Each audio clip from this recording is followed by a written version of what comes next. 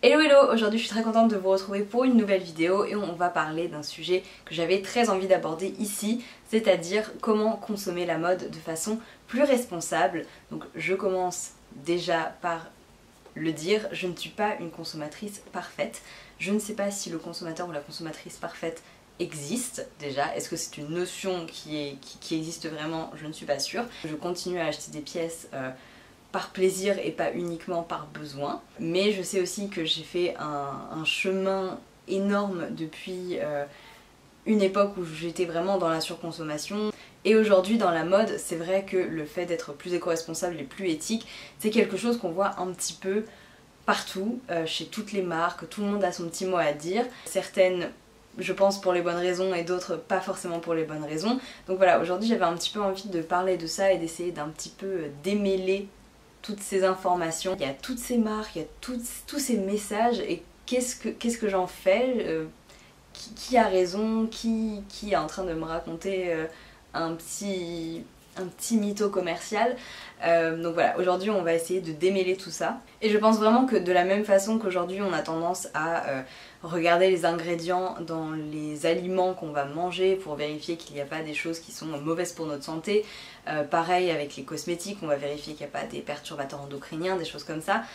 Aujourd'hui je pense qu'il y a vraiment un éveil des consciences sur un autre énorme sujet qui est la mode et l'industrie du textile.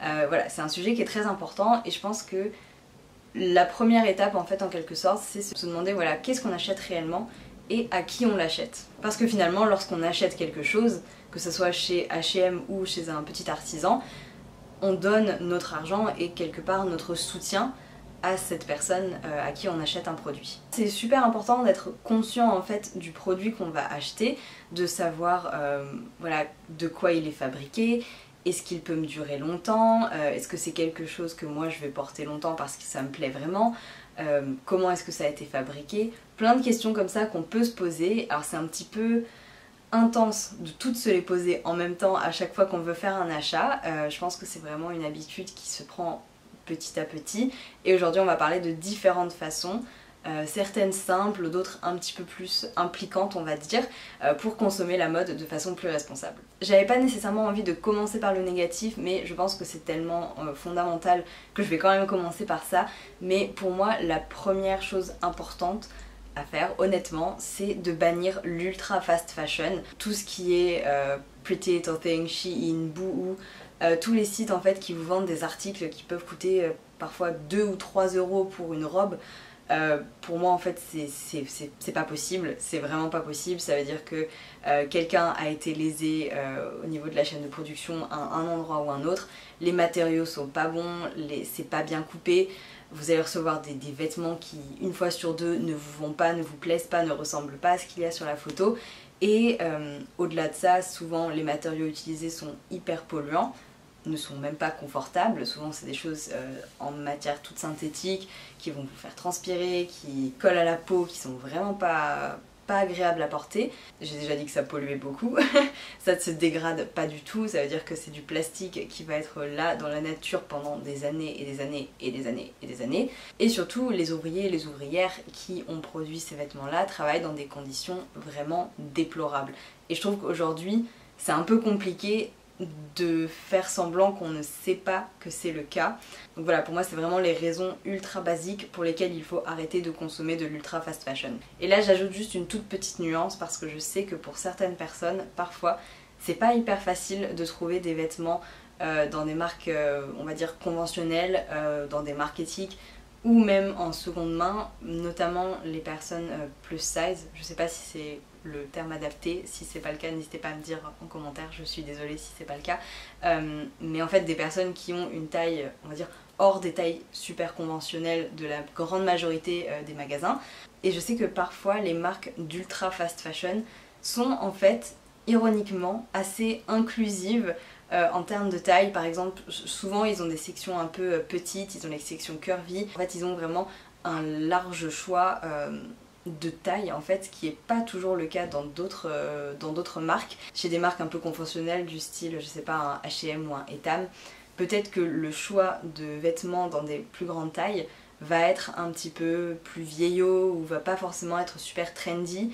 Et évidemment, je comprends qu'on n'a pas spécialement envie de s'habiller avec des fringues vieillottes. Et est-ce qu'il y a vraiment beaucoup d'autres options? Je ne sais pas. Je pense que c'est vraiment aujourd'hui une des grandes problématiques de la mode plus responsable, c'est d'être plus inclusif.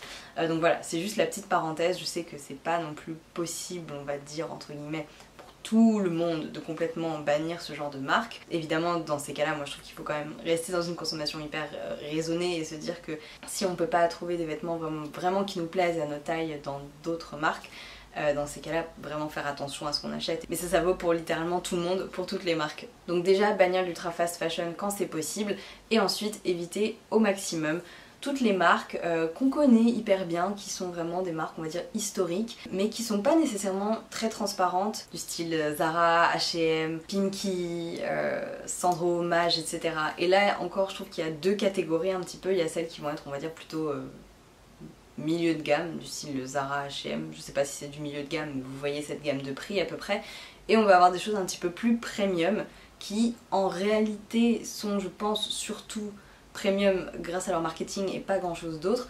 En tout cas je pense que c'est pas premium grâce à la qualité des matériaux et aux endroits de fabrication et aux conditions de travail et à l'éthique du coup de la marque. Tout simplement parce que quand on regarde ce genre de marque du style voilà, Maje, Sandro, Claudie Pierlot, The Couples, dont j'aime beaucoup les designs, j'adore ce qu'ils font, je trouve ça très beau, j'ai acheté chez eux pendant plusieurs années, il n'y a pas de problème, mais en fait quand on y pense, qu'est-ce qui justifie réellement le prix, puisque la plupart des articles sont souvent en polyester, en matière synthétique, les articles sont pas du tout fabriqués en Europe ou dans des ateliers spécialement audités ou spécialement voilà, respectueux des ouvriers. Donc en réalité ce genre de marque c'est un peu un piège aussi je trouve, parce que sous couvert de vendre quelque chose d'un petit peu premium, en fait on achète vraiment un peu que la marque. Et du coup je trouve ça presque encore plus fourbe que d'autres marques qui sont pas spécialement transparentes sur le côté éco-responsable et éthique, mais qui en attendant ne vantent pas non plus un côté premium. Et c'est là où je trouve que c'est important d'apprendre entre guillemets à lire entre les lignes du marketing des marques, parce que c'est là en fait qu'on parle de greenwashing par exemple, où on a des marques qui vont faire des super campagnes pour dire oh là là on a sorti tel jean avec 30% de fibres recyclées. Et alors en fait c'est pas du tout un vrai effort, c'est pas du tout en fait significatif à l'échelle de votre impact envers la planète et envers votre impact social en fait pour les ouvriers que vous employez, enfin que vos sous-traitants emploient. Donc tout ça pour dire que des marques qui vont un petit peu faire une montagne d'un tout petit élément un peu éco-responsable ou éthique, généralement c'est pas super bon signe. Et par exemple c'est pour ça que je trouve que c'est toujours super important de vérifier la composition, les matériaux en fait utilisés dans les vêtements. Si c'est du polyester par exemple, vous savez d'emblée qu'il y a aucun aspect éco-responsable là-dedans. Des fois il n'y a même pas la matière et il n'y a même pas le pays de fabrication sur certaines fiches produits, donc vous n'avez aucune idée de ce que vous achetez en fait, vous savez pas, ça se trouve c'est de la laine, ça se trouve c'est du polyester, ça se trouve ça a été fabriqué en Roumanie ou ça se trouve ça a été fabriqué au Bangladesh, on sait pas dans quelles conditions, on sait pas si c'était des usines voilà on va dire auditées, surveillées etc. ou pas du tout, donc pour moi il y a vraiment un gros point de vigilance sur ces marques-là en fait, qui peuvent peut-être un petit peu communiquer sur des efforts éco-responsables, mais qui derrière ne font rien de bien concret. Après évidemment je pense qu'il ne faut pas se flageller indéfiniment si on achète quelque chose chez une marque qui n'est pas parfaite.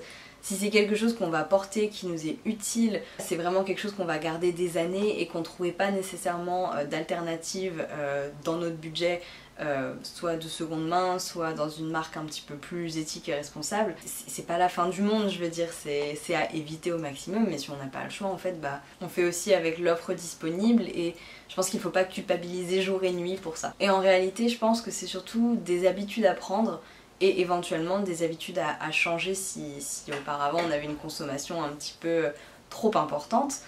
mais que l'on achète chez des marques éco-responsables et éthiques ou qu'on achète de la seconde main par exemple, qui sont pour moi les deux options je trouve les plus responsables. Dans les deux cas en fait il faut consommer de façon raisonnée, c'est ça la clé. Donc consommer moins et surtout consommer mieux, que ce soit par exemple chez des marques éco-responsables et éthiques. D'ailleurs si vous avez un petit peu de mal à trouver des marques, je vous mettrai plein de liens en barre d'infos de répertoires, de guides, etc. pour trouver des marques éco-responsables et éthiques facilement. C'est parfois un petit peu compliqué de trouver ce qu'on cherche parce que chaque marque généralement propose moins de produits que la fast fashion évidemment, et du coup parfois il faut vraiment faire différentes marques pour trouver un produit qui nous convient et qui correspond à notre recherche. Donc en tout cas je vous mettrai plein de liens en barre d'infos.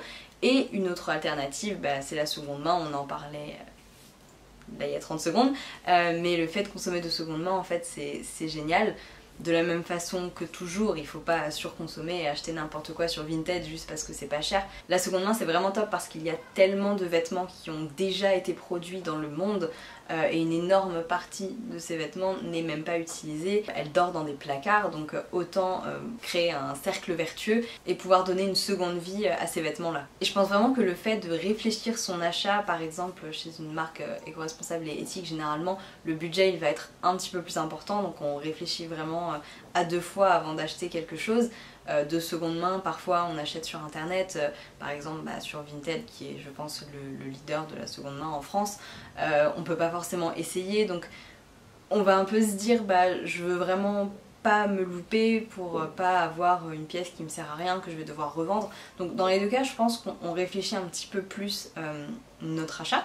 Et c'est une bonne chose à mon avis parce qu'on se pose les bonnes questions, on se demande est-ce que je vais vraiment m'en servir, est-ce que je vais vraiment le porter souvent, est-ce que c'est quelque chose que je vais garder longtemps. Et je pense que lorsqu'on peut, c'est vraiment cool de pouvoir investir sans investir nécessairement des centaines d'euros, mais juste vraiment bien choisir en fait des essentiels de notre garde-robe, des choses qu'on va vraiment porter souvent, qu'on va garder des années. Et pour ça je vous conseille vraiment de privilégier des matières qui vont durer dans le temps, qui vont être agréables à porter aussi, parce que sinon un vêtement qui est dans une matière pas agréable à porter, on ne le portera pas. Des matières faciles à entretenir aussi, c'est important. Je pense notamment à tout ce qui va être des petits hauts ou des petites blouses un petit peu délicates. Je dis pas qu'il ne faut pas en acheter, mais peut-être ne pas constituer uniquement sa garde-robe avec ça parce que il faut soit laver à la main, soit emmener au pressing, enfin c'est pas nécessairement des choses qui vont être pratiques au quotidien, de la même façon qu'un pull avec un petit peu, vous savez, le pull tout duveteux, etc. Moi j'adore, je trouve ça magnifique, mais en fait ça perd ses poils, donc après il y a des poils de pull partout sur tous mes autres vêtements. Et au final c'est pas nécessairement quelque chose que je vais autant apprécier de porter qu'un autre pull qui perd pas ses poils. Pour vous donner un exemple hyper concret, l'idée c'est vraiment d'étendre la durée de vie de vos produits, de vos vêtements, pour ne pas avoir en fait à en racheter souvent. Un peu dans la continuité, c'est pas nécessairement un conseil sur comment shopper responsable, mais plutôt comment rendre notre dressing plus responsable, et c'est tout simplement en prenant soin de nos vêtements, déjà en y faisant attention et surtout en les réparant si besoin. Par exemple, si vous avez un vêtement qui a un petit défaut du style un petit trou, une couture qui s'est défaite ou une fermeture éclair qui ne marche plus mais qui peut être remplacée, c'est généralement pas très compliqué de le faire. Souvent on le fait pas par flemme je pense. Et ensuite lorsqu'on achète des vêtements, souvent, et c'est normal, ils sont pas spécialement parfaitement ajustés pour notre morphologie à nous, pour notre corps. C'est normal parce que je pense que on est très nombreux à avoir un corps vraiment différent. Du coup même si c'est la bonne taille, peut-être que le pantalon ne sera pas ajusté à la taille. Par exemple moi c'est souvent le cas, les pantalons sont bien au niveau des cuisses et ils sont beaucoup trop grands au niveau de la taille. Et ben en fait j'ai commencé à prendre l'habitude de faire retoucher les vêtements que j'achète. Il y a un petit coût, c'est vrai, mais du coup ça fait en sorte que les vêtements que j'ai, ils sont vraiment parfaitement ajustés à ma morphologie. J'ai vraiment plaisir à les porter, je suis pas mal à l'aise parce que je me dis ah j'ai bidouillé pour que ça soit un petit peu plus resserré avec une épingle à nourrice, des choses comme ça. Là c'est vraiment des vêtements qui me vont, dans lesquels je me sens à l'aise, et honnêtement c'est vraiment très agréable et ça fait en sorte, je trouve, qu'on porte vraiment davantage les vêtements qu'on a. Donc c'est vrai que ça a un petit coût si vous allez chez un couturier ou un tailleur, mais sinon vous pouvez aussi peut-être pour certaines pièces un petit peu plus simples apprendre à le faire vous-même en fait. c'est quelque chose je pense qui peut s'apprendre assez facilement, par exemple un ourlet de pantalon, des choses comme ça, je pense que c'est assez accessible, donc c'est une option aussi. Donc voilà mes conseils et mes réflexions sur comment consommer la mode de façon plus responsable. J'espère que cette vidéo vous a plu. N'hésitez pas à me dire en commentaire si vous avez des petites astuces, des choses que vous avez fait pour rendre votre dressing plus responsable. L'idée évidemment c'est pas d'être parfait du jour au lendemain, c'est pas de se culpabiliser si dans notre dressing on a des choses qui viennent de marques qui sont pas nécessairement parfaites, qui sont pas nécessairement très éco-responsables et éthiques. Je pense que c'est vraiment un long cheminement et je pense que les consciences commencent vraiment à se réveiller. Voilà, je pense qu'ensemble, de plus en plus, on va réussir à changer le paysage de la mode et de l'industrie du textile et c'est très chouette et j'ai beaucoup d'espoir que ça change. Et surtout, souvenez-vous qu'on n'a pas besoin d'un consommateur ou une consommatrice absolument parfaite, on a besoin de 1000 personnes qui font de leur mieux et qui font des efforts. Donc voilà, chaque petit effort compte et c'est pas grave si on n'est pas parfait. Donc voilà, cette fois-ci c'est vraiment tout pour cette vidéo, j'espère vraiment qu'elle vous a plu. N'hésitez pas à la liker si c'était le cas et à me suivre sur Instagram où je suis un petit peu plus active que sur YouTube. Mais en tout cas voilà, j'espère vraiment que cette vidéo vous a plu, que vous avez trouvé ça utile. Et je vous remercie vraiment de l'avoir regardé, merci beaucoup pour votre soutien et je vous retrouve très bientôt pour une prochaine vidéo. Ciao!